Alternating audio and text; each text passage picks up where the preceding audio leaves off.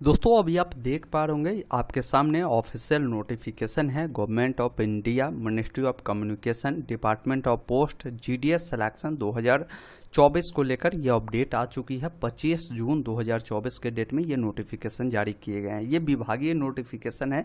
यहाँ पर देखेंगे बताया गया है 2 यानी सेवा में all chief post master general यानी सभी मुख्य जो पोस्ट मास्टर जनरल है उनको लिखा गया है।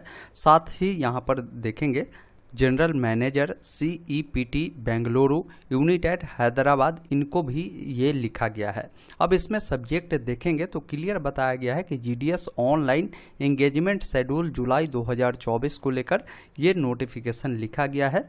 प्रिपरेटरी एक्सरसाइज को लेकर यहाँ पर बताए गए हैं, देख लीजिए कि जो GDS भर्ती होनी है जुलाई 2024 को लेकर, यहाँ पर कुछ डेडलाइन इन्होंने दिया है। इस डेडलाइन पर पूरी जो इनके द्वारा बताए गए हैं ये सभी चीज़ें जो है पूरी रूप से कंप्लीट कराने को लेकर यहाँ पर बताए गए हैं। सबसे पहला इसमें इन्होंने बताया है कि 1 जुलाई 2024 से लेकर 6 जुलाई 2024 के बीच में क्या करेगी कि जो भी डिवीज़न है उस डिवीज़न का काम क्या है कि किस डिवीज़न में कितनी सीटें खाली है, इसकी डाटा जो है सर्कल को उपलब्ध करवाएगी। अब मैं आपको ये समझा देता हूँ एक बार। जैसे ये जो भी आप देख रहे हैं, ये जितने भी स्टेट का नाम यहाँ पर है, ये स्टेट क्या है, ये एक प्रकार से सर्कल है। जैसे मान लीजिए ये सर्कल बिहार सर्कल हुआ। अब बिहार सर्कल के तहत जो है इतने सारे जो है आपके डिवीज़न है ये। अब इस डिवीज़न में कहाँ कितने सीटें हैं ये डिवीज़न क्या करेगी, इसकी डाटा जो है सर्कल को देगी। जैसे मान लीजिए बिहार में जितने भी सीटें हैं,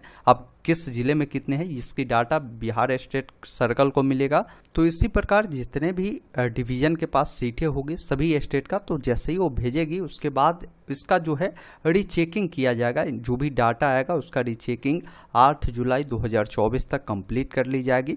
उसके बाद 9 जुलाई से लेकर 10 जुलाई के बीच में क्या है कि सर्कल जो है ये इसका अप्रूवल देगा कि भाई किस डिवीज़न में कितने सीटें हैं, ये मैं अप्रूव्ड करता हूँ। जैसे ये अप्रूव्ड कर देगा उसके बाद चौथे जो चरण होंगे आप सभी का ऑनलाइन एप्लीकेशन के लिए जो नोटिफिकेशन है वो जारी कर दिए जाएंगे। वो कब होगा तो 15 जुलाई 2024 के डेट में। अब 15 जुलाई को नोटिफिकेशन आएगा तो 15 जुलाई से ही आपके ऑनलाइन आवेदन शुरू होने की 100% संभावना है, या उस दिन नोटिफिकेशन आएगा तो 1, 2 दिन, 4 दिन जो डेडलाइन है यहाँ पर अप्लाई का वो आगे पीछे हो सकता है। तो उम्मीद रखिए 15 जुलाई से इसका जो है ऑनलाइन आवेदन जो है स्टार्ट हो जाएंगे। अब इसमें देखिए कुछ वैकेंसी इंक्लूड भी किए जाएंगे जुलाई 2024 वाले में। जैसे 1 जुलाई 2023 से लेकर 30 जून 2024 के बीच में जितने भी वैकेंसी में सीटें खाली है, जैसे बहुत सारे ऐसे पोस्टमैन हैं या बहुत सारे ऐसे ABM या BPM के पोस्ट पे जो लोग हैं जिनकी मृत्यु हो चुकी है, बहुत सारे का रिटायर्ड हो चुका है, बहुत सारे डिस्चार्ज हो चुके हैं, तो ये सब वैकेंसी भी जो है इसमें इंक्लूड किए जाएंगे। इसके अलावा ये भी बताया गया है कि जो यहाँ पर शेड्यूल 1 जनवरी 2023 में वैकेंसी आई थी, इसके अलावा शेड्यूल 2 जुलाई 2023 में वैकेंसी आई थी, तो इसमें भी बहुत सारे सीटें खाली है। उन सीटों को भी यहाँ पर जोड़ा जाएगा जुलाई 2024 के लिए। तो ये कोई नई बात नहीं है। आप लोग को लगेगा कि हो सके ये वैकेंसी नहीं आएगी, भाई ये वैकेंसी साल में 2 बार इसके लिए ऑनलाइन आवेदन होता है। जैसा कि आप देख भी पा रहे हैं कि जनवरी 2023 में इसका आवेदन हुआ था, फिर यहाँ पर जुलाई 2023 में आवेदन हुआ था। तो अभी जो है अभी जुलाई 2024 के लिए अपडेट आ चुका है। जुलाई 2024 के लिए आवेदन जो है स्टार्ट होने जा रहे हैं। तो ये आप ऑफिशियल अपडेट समझ चुके होंगे। अब आइए मैं आपको और भी डिटेल जानकारी बताता हूँ कि ये वैकेंसी जो है किन पदों पर होगी। तो देखिए यहाँ पर पोस्ट का नाम बताए गए हैं। वैकेंसी आपके जो होंगे ग्रामीण डाक सेवक जिसे GDS के नाम से जानते हैं, दूसरा BPM जिसे ब्रांच पोस्ट मास्टर के नाम से जानते हैं, और उसके बाद assistant branch post master BPM के पद पर होगी। अप्रॉक्स 35,000 के करीब में ये वैकेंसी रहने वाली है तीनों पद को मिलाकर। इस फॉर्म को भरने के लिए आपको application fee general OBC WS वालों को 100 रुपये देने होंगे। बाकी SC ST कोई दिव्यांग होंगे कोई पैसा नहीं देना है, और फीमेल को भी कोई पैसा नहीं देना है। पेमेंट आपका ऑनलाइन माध्यम से net banking, debit card, credit card, UPI से एक्सेप्ट किए जाएंगे। अब बात करते हैं इस वैकेंसी के लिए आपकी उम्र क्या होनी चाहिए। तो इस वैकेंसी के लिए मिनिमम उम्र आपका जो है 18 साल होनी चाहिए। मैक्सिमम आपका जो है 40 साल, और यहाँ पर SC ST वाले जो होंगे इसको 5 साल का रिलैक्सेशन मिल जाएगा, मतलब 45 साल। वही कोई OBC वाले होंगे तो इनको 3 साल मतलब 43 साल तक आपका एज होगा तो फॉर्म आप भर पाएंगे। एज आपका कब से काउंट होगा, तो नोटिफिकेशन जब आएगा तो उसमें ये क्लियर कर दिया जाएगा।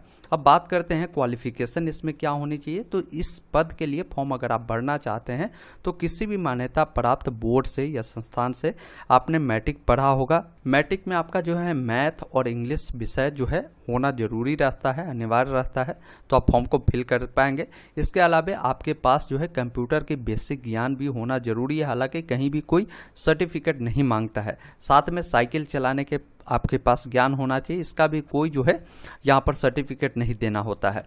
बाकी जहाँ से आप अप्लाई करेंगे वहाँ का जो लोकल लैंग्वेज है, स्थानीय भाषा है, उसकी जानकारी होनी चाहिए। जैसे मान लीजिए अगर आप बिहार से है और आप चाहेंगे कि भाई हम पंजाब से अप्लाई करना, तो पंजाब से आप अप्लाई करने के लिए पंजाब का जो लोकल लैंग्वेज पंजाबी है, तो पंजाबी आप जानेंगे तभी पंजाब से अप्लाई करेंगे। तो यही बेटर क्या होगा कि जिस सर्कल के आप है, जैसे बिहार के है तो बिहार के ही किसी डिवीजन से आप अप्लाई कर लीजिएगा, ये आपके लिए बेटर है।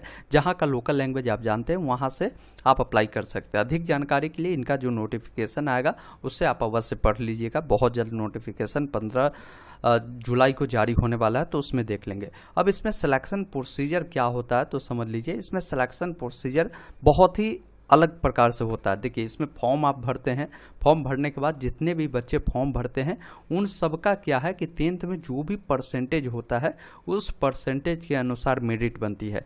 इस भर्ती की एक सच्चाई है मेरे भाई कि जिन बच्चों को अच्छा नंबर होता है 90%, किसी का 95%, किसी का 98, 99% वाले बच्चों को जो है इसमें सिलेक्शन हो जाता है। बिहार बोर्ड वाले बच्चे होते हैं या यूपी वाले बच्चे होते हैं यूपी बोर्ड का, तो उनका नंबर इतना नहीं हो पाता है, तो बहुत सारे बच्चों का सिलेक्शन नहीं भी हो पाता है। लेकिन जब इनका कई सारे मेरिट आती है, जैसे मेरिट 1 आएगा, मेरिट 2 आएगा, मेरिट 3, 7-8 मेरिट आता है, तो 7-8 मेरिट जब आता है तो उसमें जब बच्चों का सिलेक्शन बहुत सारे का होता है, डॉक्यूमेंट वेरिफिकेशन में नहीं जाते हैं, तो लास्ट होते 80-85% वाले बच्चों को भी इसमें सिलेक्शन हो जाता है। तो मैं कहूँगा कि आप फॉर्म जरूर भरिएगा। सिलेक्शन होना ना होना ये आपके हाथ में नहीं है। कभी कभी कटअप कम भी चला जाता है तो उस समय आपके सिलेक्शन की चांस बन जाएगी। इसमें डॉक्यूमेंट वेरिफिकेशन, जिन बच्चों का यहाँ पर मेरिट में नाम आ जाता है उनको यहाँ पर डॉक्यूमेंट वेरिफिकेशन में बुलाया जाता है। अब डॉक्यूमेंट वेरिफिकेशन में बहुत सारे बच्चे छट जाते हैं क्योंकि वो गलत तरीके से अप्लाई करते हैं, तो वो छट जाते हैं। तो उस समय क्या होता है कि जो कम परसेंटेज वाले बच्चे होते हैं 80-85 वाला को भी इसमें सिलेक्शन मिल जाता है। फिर आपका मेडिकल होता है, उसके बाद आपकी जो है ज्वाइनिंग प्रक्रिया करा ली जाती है। तो इसका बहुत ही शॉर्ट होता है सिलेक्शन प्रोसीजर, जिसके बारे में मैंने बताया। जब फॉर्म भरेंगे तो उस समय आपको कुछ डॉक्यूमेंट देने होंगे। डॉक्यूमेंट आपकी आधार कार्ड होगी, पैन कार्ड है तो पैन कार्ड दे सकते हैं। इसके अलावा जो भी आपकी शैक्षणिक योग्यता है, जैसे 10वीं है तो 10वीं की जो भी मार्कशीट है, सर्टिफिकेट है, वो आपको लगेंगे।